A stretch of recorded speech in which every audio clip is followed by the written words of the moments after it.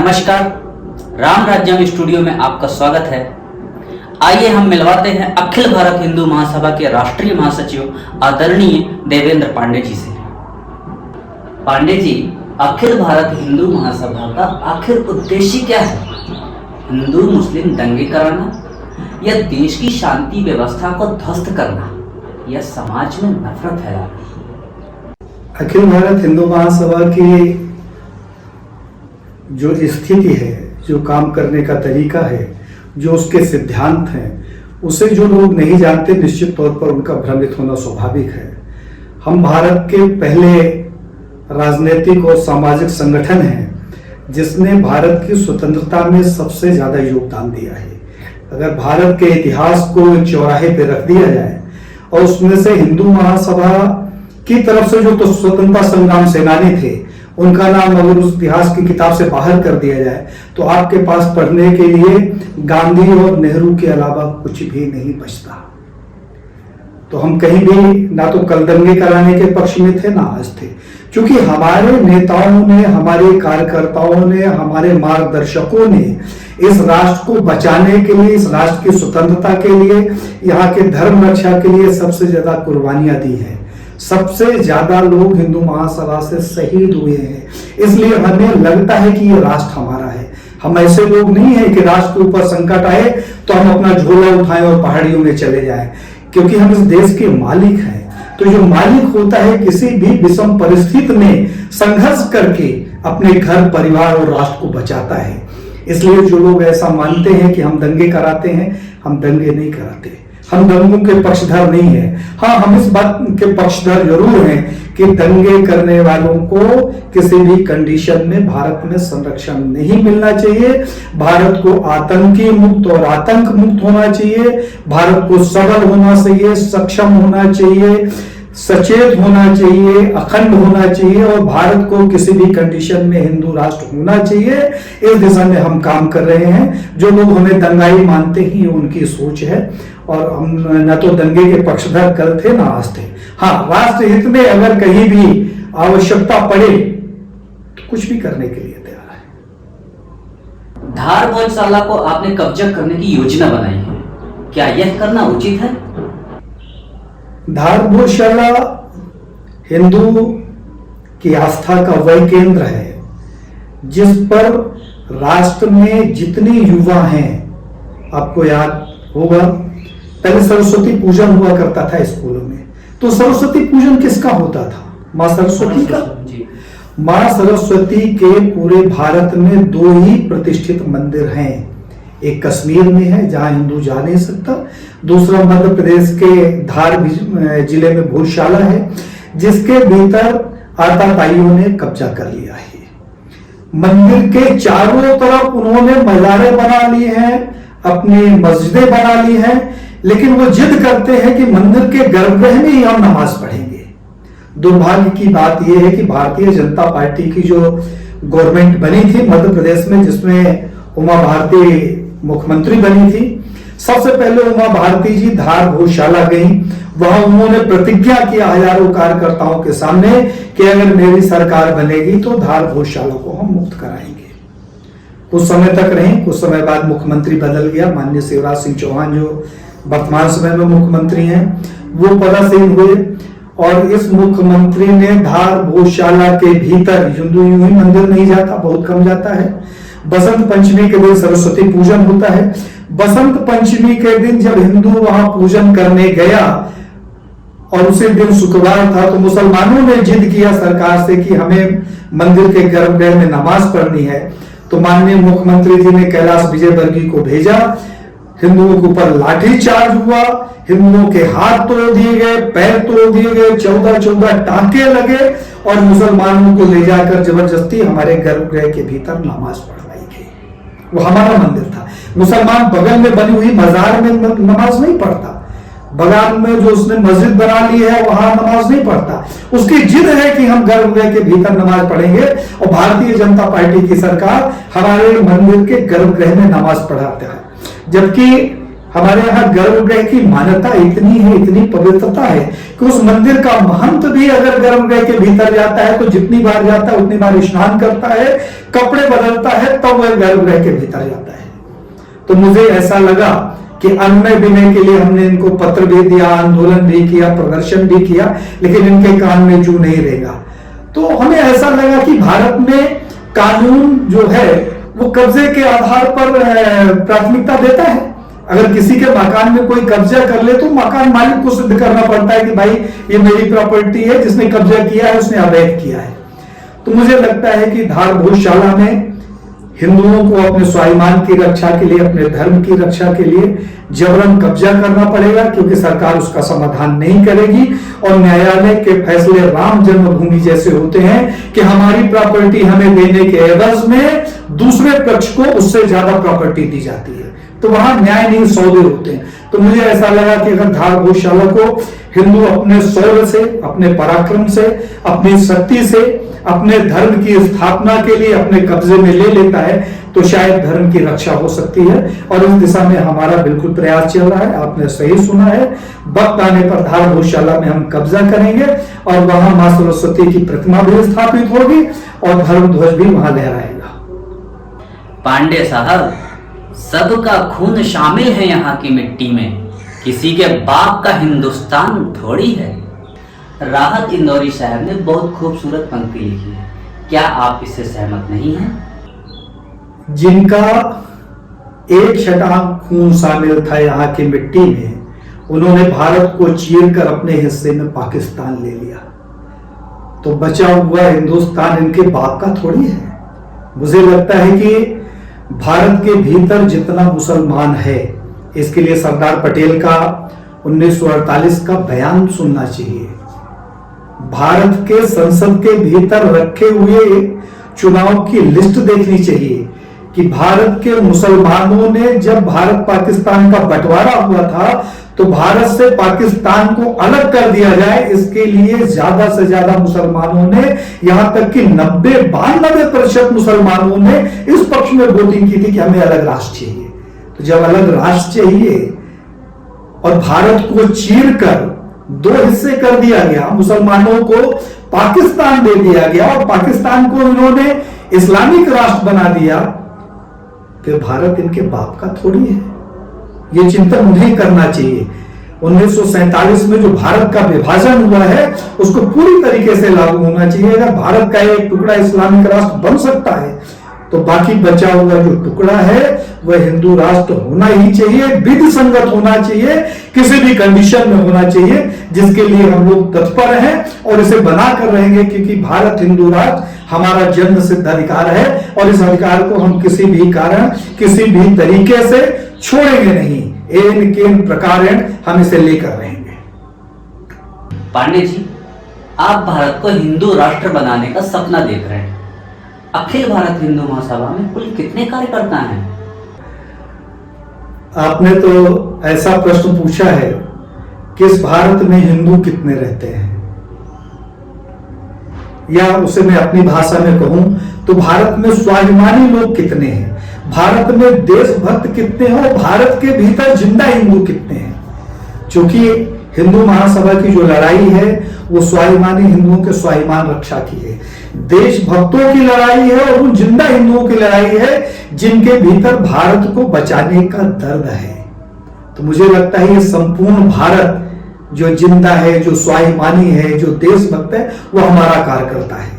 और मुझे अपने कार्यकर्ताओं के गिनने की आवश्यकता नहीं है, फिर भी मैं आपकी जानकारी के लिए बता दूं कि आन रिकॉर्ड पूरे भारत में 7.5 करोड़ हिंदू महासभा के कार्यकर्ता हैं जो दिन रात मेहनत करके भारत को हिंदू राष्ट्र बनाने के लिए प्रयास कर रहे हैं। चाहे वो गाय के रक्षा का मुद्दा हो, चाहे हमारे धर्म धरोहरों को मुक्त कराने का मुद्दा हो, चाहे संतों की रक्षा का मुद्दा हो, चाहे लव जिहाद को रोकने का मुद्दा हो, इन सारे सब्जेक्टों में हमारे कार्यकर्ता पूरी तन्मयता से, पूरी ईमानदारी से, पूरी दमदारी से काम कर रहे हैं। और भारत हिंदू राष्ट्र कैसे बनेगा, मुझे लगता है इस बात पे चर्चा करने की आवश्यकता नहीं है, क्योंकि जब हम कोई चर्चा करते हैं तो सरकार तक ये बात पहुंचती हो, सरकार उसमें सिर्फ विघ्न पैदा करती है। तो मुझे नहीं लगता कि सरकार के अंदर हिम्मत है कि भारत को हिंदू राष्ट्र बनाए। हमने पहले भी कहा था, अभी भी कह रहा हूं कि भारत के हम मालिक हैं, भारत हमारा है। भारत की जो भूमि है वो हमारी मातृभूमि है, ये हमारी पितृभूमि है, ये हमारी देवभूमि है, हमारी जन्मभूमि है। तो इस भूमि की रक्षा करना, इसका संरक्षण करना, इसकी व्यवस्था करना, इसके मर्यादा का पालन करना और इसके वैभव की पुनर्स्थापना करना हमारा दायित्व है। जिन लोगों को लगता है इस संपूर्ण भारत में कि ये उनका दायित्व है, ऐसा हर व्यक्ति, हर हिंदू महासभा के साथ है। और इस बात पर मुझे भरोसा है, क्योंकि हजारों लोगों के फोन आते हैं, हजारों लोग मिलने की बात करते हैं। जब हम कहीं जाते हैं तो हजारों लोग मिलने आते हैं, अपनी पीड़ा कहते हैं, कभी लफ्ज जिहाद के ऊपर कहते हैं, कभी शासकीय प्रताड़ना के ऊपर कहते हैं, कभी सामाजिक व्यवचार के ऊपर कहते हैं, कभी अत्याचार के ऊपर कहते हैं, कभी सरकार की उपेक्षा के कारण अपना दुख व्यक्त करते हैं। कई गायों को काट कर सामने लटकाया जा रहा है, इस भूमि में वीव सेंटर खोले गए हैं। तो ये जो वेदनाएं हम लोग झेल रहे हैं, ये देश का हिंदू झेल रहा है कि मां को काट कर अगर बीच चौराहे में बेचा जाए तो उसके अंदर कितनी वेदना होगी। ऐसा हर व्यक्ति, हर हिंदू भारत को हिंदू राष्ट्र बनाना चाहता है और इस तरीके की सोच का हर व्यक्ति हिंदू महासभा का कार्य करता है, जिसके ऊपर मुझे गर्व है और भरोसा भी है कि जरूरत पड़ने पर वह हमारे साथ कदम से कदम मिलाकर, कंधे से कंधा मिलाकर चलेगा। पांडे जी, आप हमेशा गृह युद्ध की बात करते रहते हैं, तो बताइए कि भारत इस ओर कैसे बढ़ रहा है? मुझे लगता है कि इसकी समीक्षा हमें किसी भी जाति भेद से ऊपर उठकर भारत की संस्कृति, यहाँ के भूगोल, यहाँ की धार्मिक स्थिति, यहाँ के सामाजिक बंधनों का आंकलन करने के बाद ही पता चलेगा। यह वह भारत भूमि है जहाँ दक्षिण भारत में, अभी मैं गया था मल्लिकार्जुन जब मैं गया तो वहां के लोग मेरी भाषा नहीं समझते। वहां का आने वाला व्यक्ति जो उत्तर भारत जाता है वो हिंदी नहीं समझता। लेकिन एक हमारा ज्योतिर्लिंग दक्षिण भारत में है, एक समुद्र के तट पर रामेश्वर में है, तो दूसरा बनारस में है, एक मध्य प्रदेश में है। तो इस धर्म ने जितना बढ़िया तरीके से संपूर्ण राष्ट्र को बांध रखा था, वहां पर जातीय भेद नहीं था, अर्थात धर्म की प्रधानता थी। धर्म की प्रधानता के आधार पर भाषा, खान पान से ऊपर उठकर इस राष्ट्र में एक आत्मीयता का बंधन था, जिसे इस राष्ट्र के नेताओं ने खंडित किया। जो हमारा हिंदू समाज था वो संस्कृत के आधार पर बंधा हुआ था, समाज के आधार पर बंधा हुआ था, जाति भेद से ऊपर उठकर वो काम करता था। सामाजिक बंधन ऐसा था कि गांव का एक दलित व्यक्ति, एक चरवाहा अगर किसी भी व्यक्ति को बीड़ी पीते हुए, तंबाकू खाते हुए या कोई गलत काम करते हुए देखता था तो उसे यह अधिकार था कि वह यह भूल जाए कि यह ब्राह्मण का बेटा है या क्षत्रिय का बेटा है या बनिया का बेटा है। उसका कान पकड़ता था, वो दलित और 2 थप्पड़ लगाता था और उसके दरवाजे पे ले जाकर आवाज लगाता था कि मालिक आज बेटा बीड़ी पी रहा था। तो शर्म के मारे उस घर का मुखिया भी बाहर नहीं निकलता था कि उसके बेटे ने बीड़ी पिया और इस व्यक्ति ने उसको देखा। यह सामाजिक बंधन था जिसे आज की राजनीति ने छिन्न भिन्न कर दिया। भारत गृह युद्ध के मुहाने पर पहुंच गया है, क्योंकि आज पहले हम 4 वर्णों में बटे हुए लोग थे, ब्राह्मण, क्षत्रिय, वैश्य, शूद्र, जिसके अंदर कहीं ना कहीं आपसी सामंजस्य था, चाहे वो स्वार्थ का सामंजस्य हो, चाहे समाज की व्यवस्था का सामंजस्य हो, चाहे अपने आवश्यकता की पूर्ति का बंधन हो। लेकिन आज के नेताओं ने 35,000 36,000 उपजातियां बना दी और हर जाति का व्यक्ति आज भ्रमित है हिंदुत्व को लेकर। मुसलमानों ने अपनी योजना पे काम करना शुरू किया। उन्होंने उन जातियों के बीच में जाकर, यादव के पास मुसलमान जाके बैठता है और वो कहता है कि आप हमारे साथ मिल जाओ और इन हिंदुओं की हम ऐसी की तैसी कर देते हैं। फिर वही पटेल के साथ जाता है, फिर वही हरिजन के पास जाता है, फिर वही आदिवासी के पास जाता है, वही गोर के पास जाता है, वही भील के पास जाता है, वही बैगा के पास जाता है, वही ब्राह्मण के पास जाता है, वही क्षत्रिय के पास जाता है, वही वैश्य के पास जाता है और सबसे यही कहता है मुसलमान कि तुम मेरे साथ मिल जाओ तो मैं हिंदुओं की ऐसी की तैसी कर दूं। तो एक प्रश्न तो उठता है कि हर व्यक्ति अगर मुसलमान के साथ खड़ा हो गया हिंदुओं के ऐसी तैसी करने के लिए, तो वो फिर हिंदू कौन है जिसकी वो ऐसी की तैसी करना चाहता है।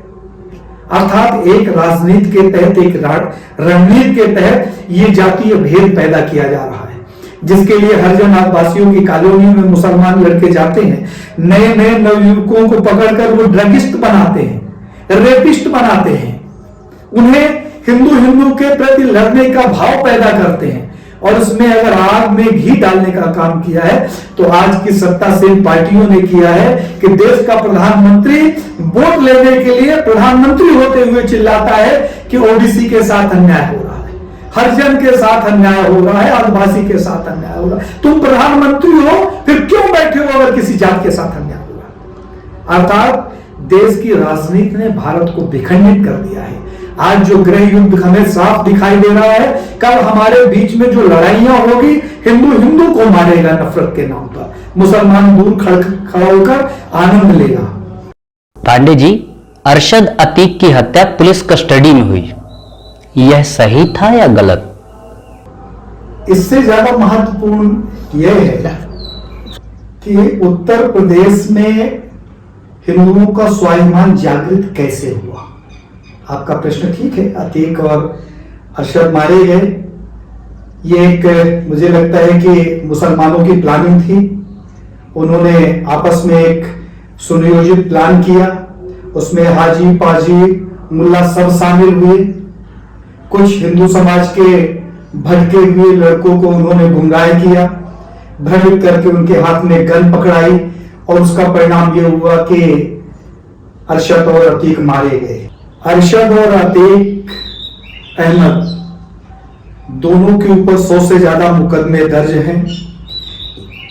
इनके आतंक का कितना प्रभाव था उत्तर प्रदेश में, इस बात का आकलन इस बात से लगाया जा सकता है कि इनका जो मुकदमा है, उस मुकदमे की सुनवाई के लिए 10 जजों ने मना कर दिया कि इस केस की सुनवाई हम नहीं करेंगे।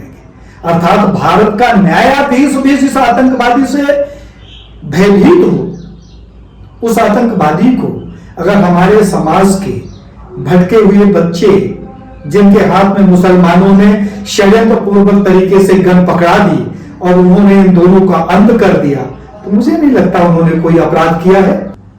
उनको दुखी होना भी चाहिए क्योंकि उनका अब्बा मारा गया है। लेकिन ये दुखी हुए लोग, इन्होंने कभी दुख व्यक्त नहीं किया कि कमलेश तिवारी जो निरापराध था उसकी हत्या हिंदू महासभा कार्यालय के भीतर घुसकर आपने कर दी। ये कभी दुखी नहीं हुआ कि मुल्ला मुलायम सिंह यादव ने कार सेवकों के ऊपर जो वहां एक मिट्टी बालू लेकर डालने गए थे और कार सेवा करने गए थे, उनके ऊपर गोलियां बरसाई। ये कभी दुखी नहीं हुए कि लव जिहाद की शिकार लड़कियों की गर्दन काट दी जाती है, उसका प्रदर्शन किया जाता है। ये कभी दुखी नहीं हुए कि ताज होटल के भीतर घुसकर आतंकवादी भारत को तबाह करने की प्लानिंग करते हैं, उस भारत को जिस भारत में मुसलमान रहता है। तो इनके दुख का कारण क्या है? ये तब दुखी नहीं हुए जब भारत का राष्ट्रपति अब्दुल कलाम आजाद की मौत हो जाती है और उसी दिन मेजर बंधुओं की भी मौत होती है फांसी देने के बाद। अब्दुल कलाम आजाद का पार्थिव शरीर केरल में उनके गांव में रखा जाता है। 3 किलोमीटर लाइन लगती है उनके दर्शन के लिए, लेकिन उनके दर्शन की लाइन में खड़ा हुआ कोई भी व्यक्ति मुसलमान नहीं था, सिर्फ हिंदू था। मुसलमान कहां था? उस यूकू मेमन की जो मैयत निकाली जा रही थी बॉम्बे में, उसे 5 से 10 लाख मुसलमान शामिल थे। एक बात तो स्पष्ट होती है कि मुसलमान सिर्फ और सिर्फ आतंकवादियों को संरक्षण देता है, आतंकवादियों को स्वीकार करता है, आतंकी नास्तिकता का यह पोषक है। तो अगर 2 आतंकवादियों को हमारे समाज के 2 भटके हुए बच्चों ने गोली मार दी तो ये कोई चर्चा का विषय नहीं होना चाहिए। इंदिरा गांधी को गोली मार दी गई, प्रधानमंत्री थी, राजीव गांधी को मार दिया गया, तब इन्होंने चर्चा नहीं किया कि कैसे मार दिया गया। और मुझे गर्व है इस बात पर कि उत्तर प्रदेश के मुख्यमंत्री योगी आदित्यनाथ हैं, और योगी आदित्यनाथ इसलिए ऐसा सब कुछ कर पा रहे हैं, वहां की उद्दंडता को काबू कर पा रहे हैं, क्योंकि वो दिग्विजय नाथ जी जो हिंदू महासभा के राष्ट्रीय अध्यक्ष थे और उत्तर प्रदेश में सांसद भी थे हिंदू महासभा के, उनके ये शिष्य हैं। योगी आदित्यनाथ के रंगों में, उनकी मानसिकता में संपूर्ण शुद्ध हिंदुत्व दौड़ रहा है, जो हिंदू महासभा की देन। तो आप कल्पना करिए कि जिस दिन हिंदू महासभा का इस देश में प्रधानमंत्री बन गया, उस दिन देश स्वर्ग बन जाएगा, सबल संपन्न सक्षम अखिल अखंड हिंदू राष्ट्र बनेगा। और हमें यह लगता है कि भारत के नौजवानों को, भारत में हिंदुत्व के पोषकों को, संतों को, सामाजिक संगठनों को चिंतन करना चाहिए कि अगर इस राष्ट्र को हिंदू राष्ट्र कोई बना सकता है, सुरक्षित रह सकता है, इन आतंकियों से मुक्त करा सकता है, तो वह भारत का अकेला संगठन है जिसे हिंदू महासभा कहते हैं। शर्म आती है ऐसे नेताओं के ऊपर कि रोज आतंकवादी पकड़े जा रहे हैं, फिल्म बनाते हो। देश का प्रधानमंत्री फिल्म का प्रमोशन करता है वोट लेने के लिए, लेकिन वहां पकड़ी गई फाइल जिसके आधार पर भारत को 2047 तक इस्लामिक राष्ट्र बन जाना है, उस पर कार्रवाई नहीं होती। रोहिंग्यों को देश के बाहर नहीं खदेड़ा जाता। 3 लोगों का जो दोहरा चरित्र है वो राष्ट्र के लिए खतरा है। मैं आपके माध्यम से इस संपूर्ण राष्ट्र के स्वाभिमानी देशभक्त और जिंदा हिंदुओं से आह्वान करता हूं कि राष्ट्र की एकता के लिए, अखंडता के लिए, अपने परिवार की रक्षा के लिए, अपने मर्यादा को बचाने के लिए, अपने धर्म को बचाने के लिए, संस्कृति को बचाने के लिए जागृत होइए, संगठित होइए, समर्पित हो जाइए। अखंड हिंदू राष्ट्र बनाना जरूरी है और अखंड हिंदू राष्ट्र बनाने के लिए हम लोग प्रतिज्ञाबद्ध हैं, संकल्पित हैं। उसके लिए अगर अपने प्राणों की आहुति भी देनी पड़े तो उसके लिए हम तैयार हैं, सहज तैयार हैं, हंसते हंसते तैयार हैं। मैं आभारी हूं राम राज्यम स्टूडियो का, जिन्होंने मुझे आमंत्रित किया। मैं इस इंटरव्यू के माध्यम से, आपके माध्यम से इस देश के स्वाभिमानी देशभक्त और जिंदा हिंदुओं से हाथ जोड़कर अपील करता हूं, आप संगठित हो, जागृत हो, समाज को सत्यता तक पहुंचाने का काम करिए, समाज को संगठित करिए। इस भारत को बचाना है, अपने परिवार को बचाना है, अपने घर को बचाना है, अपने बहन बेटियों को बचाना है, अपने देवालयों को बचाना है और भारत को हिंदू राष्ट्र बनाना है। इसके लिए आप सबको कंधे से कंधा मिलाकर चलना पड़ेगा। यह मेरा दायित्व है। मुझे लगता है कि मैं इस देश का मालिक हूं, इसलिए मैं ये काम कर रहा हूं। अगर आपको लगता है कि आप इस देश के मालिक हैं, आपका भी इस देश के प्रति कुछ उत्तरदायित्व है, आपको भी ये करना चाहिए, तो मैं आपसे पुनः पुनः हाथ जोड़कर विनती करता हूं कि आप सब लोग संगठित होइए और हिंदू राष्ट्र बनाने के पथ पर हमारे साथ चलिए। हम अभी इस मंच के माध्यम से माताओं, बहनों, व्यापारियों, सभी वर्ग के लोगों से हाथ जोड़कर बारंबार अपील करते हैं।